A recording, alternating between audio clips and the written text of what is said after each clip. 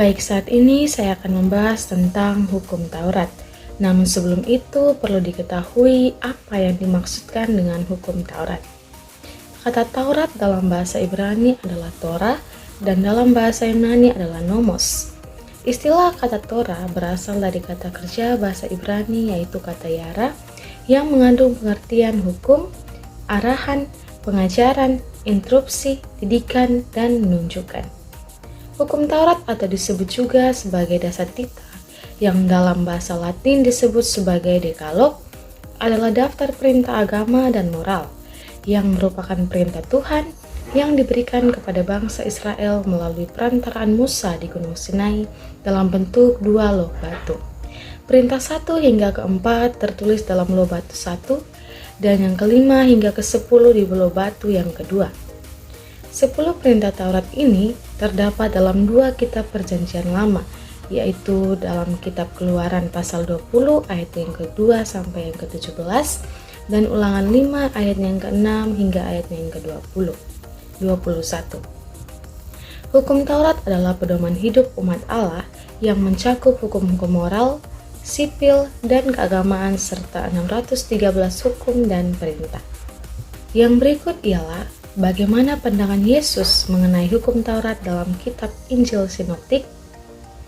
Yesus menganggap hukum Taurat sebagai ketetapan Allah yang bersifat berwibawa dalam hal-hal agama. Ia melihat kebutuhan untuk menembus kepada arti batinianya yang membuatnya lebih dari sekedar tuntutan hukum lahiriah. Ia tidak pernah menganggap bahwa hubungan manusia dengan Allah sekarang dapat didasarkan pada pemeliharaan hukum Taurat, karena ini digantikan oleh kerelaan Allah mengampuni manusia berlandaskan misi Yesus. Dan perjanjian yang lama digantikan oleh perjanjian yang baru dalam Matius 26 ayat yang ke-26 yang artinya bahwa yang baru menggenapi yang lama. Yang berikut kita akan membahas tentang apa yang dimaksud dengan hukum Taurat dalam tulisan Yohanes, Kisah Para Rasul, Paulus, Surat Ibrani, dan juga Yakobus. Yang pertama ialah tulisan Yohanes. Dalam Yohanes 1 ayat yang ke-17, hukum nampaknya menggambarkan seluruh landasan hidup keagamaan Israel menurut perjanjian lama. Seperti dalam kitab-kitab Injil Sinoptik, dalam Yohanes juga pertikaian mengenai hari Sabat merupakan pusat pembicaraan tentang hukum Taurat.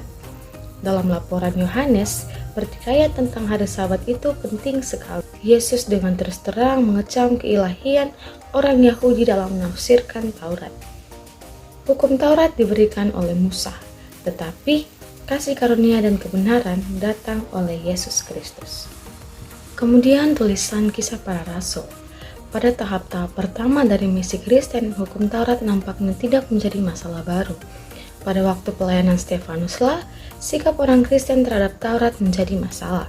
Orang-orang Yahudi mengajukan saksi-saksi palsu untuk menyatakan bahwa orang ini terus-menerus mengucapkan perkataan yang menghina tempat kudus ini dan hukum Taurat.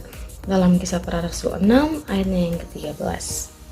Kemudian menurut Paulus menggunakan kata nomos dalam berbagai cara, dan yang paling sering ialah hukum Musa. Dalam pemakaian Yahudi, hukum terutama berarti kelima kitab Taurat, kendati kemudian hari dipakai untuk seluruh kitab suci. Bagi Paulus, Taurat itu bersifat kudus di dalam Roma yang ke-7 ayatnya yang ke-12. Hukum Taurat dipandang sebagai ukuran bagi penghakiman Allah, sebagai suatu ketetapan legal dan sebagai ukuran bagi penghakiman Allah. Surat Ibrani. Peraturan mengenai imamat suku Lewi didekati dalam surat Ibrani dengan keyakinan bahwa Kristus, imam besar kita itu, unggul dalam segala hal atas imamat yang ditetapkan Musa. Surat Ibrani memperlihatkan bagaimana orang-orang Kristen dapat menafsirkan ulang Taurat itu. Tidak ada saran bahwa hukum Taurat itu telah berkurang nilainya. Ungkapan menurut hukum Taurat dalam Ibrani 8 ayat yang ke-4, Ibrani 10 ayat yang ke-8 menyaksikan penghargaan kepada hukum Taurat, walaupun keduanya berhubungan dengan tatanan yang lama. Dapat dilihat adanya unsur-unsur tertentu yang mendasari pandangan tentang hukum yang dikemukakan oleh surat Ibrani. Yang terakhir ialah menurut surat Yakobus. Hukum yang sempurna yang membawa kepada suatu iman yang praktis sangat berbeda dari hukum yang lama. Yakobus memperlihatkan bahwa hukum itu masih menghukum para pelanggar dan ini mencakup penghukuman terhadap sikap memandang muka dalam Yohanes 2 ayatnya yang ke-9. Dalam hal ini ialah hukum. Apakah itu hukum Musa atau hukum kasih yang berfungsi sebagai ukuran bagi penghakiman? Dengan mengingat dalam Yakobus 1 ayat yang ke-25, nampaknya hukum di sini dipahami sebagai hukum kasih atau hukum yang sempurna dan yang utama. Walaupun dalam Yakobus 2 ayat yang ke-11 dikutip 2 perintah Musa. Yakobus menyadari bahwa suatu dosa cukup membuat seseorang menjadi pelanggar dan barang siapa mengabaikan satu bagian daripada hukum Taurat bersalah terhadap seluruhnya. Dalam Yakobus 2 ayat yang ke-10. Sebagai kesimpulan, hukum Taurat merupakan standar untuk menilai sikap dan perilaku setiap umat manusia sehingga tindakan yang dilakukan manusia itu berkenan di hadapan Tuhan. Untuk itu, tujuan dari hukum Taurat sebagai hukum etika dan moral yang akan mendidik dan mengarahkan manusia untuk semakin mengasihi dan melakukan perbuatan baik berdasarkan kehendak Allah untuk semakin serupa dengan Kristus dengan cara menaati hukum Taurat.